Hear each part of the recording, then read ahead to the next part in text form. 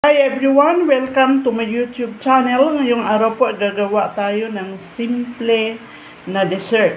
Pero very easy. No? Quick and easy dessert.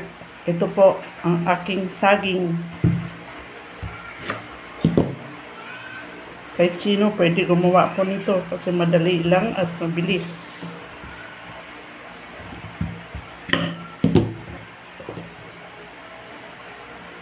Sa probinsya, marami tayong saging, no? Libre pa sa ating puno. So, pwede natin gawin ito. Kaya-aya sa mga bata at sa mga matatanda. Yan, ganyan lang. Slice lang natin ng manipis. Huwag sobrang makapal. At dito sa dessert na ito, para sa mga diabetic, hindi na tayo maglagay ng sugar. Kasi matamis na ang ating saging. Ang ating saging ay ilagay natin dito. Pwede naman natin ilagay mga paper cups, no? Pwede din yun, or mga foil, no? So, maglagay tayo ng saging sa bawat cup na ito.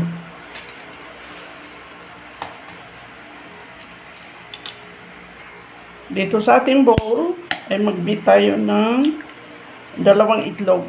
Tansyain lang po natin. Tansya lang po ito. Basta magkasa dito sa ating mixture. Beat the egg. At maglagay tayo ng evap milk.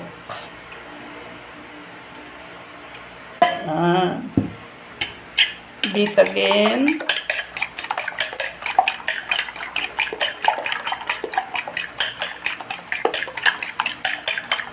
At ito po ay ilagay natin dito sa ating banana. See? Mabilis, no? Madali lang.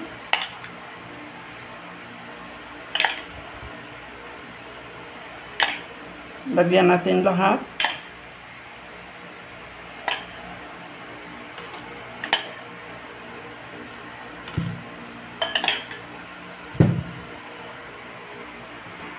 At dito po, sa ating mixture, maglagay tayo ng cheese sa ibabaw. At ito po ay i-bake natin hanggang sa mag-golden brown. Okay, ilagay natin ito sa ating bread toaster kasi wala naman tayong malaking oven.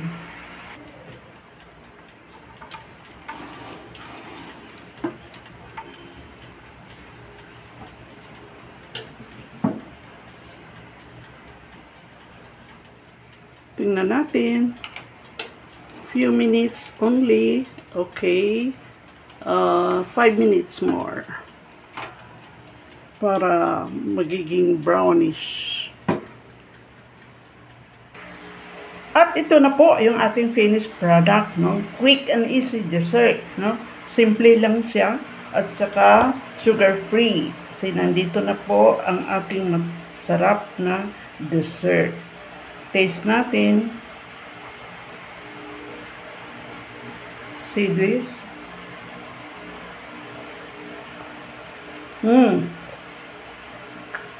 Masarap. Medyo mainit.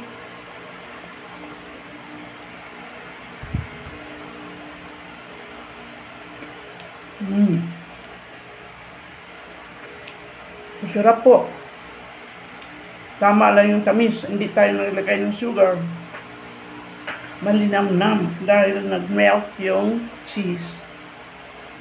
Isa pa. Maubos ko itong isang cup.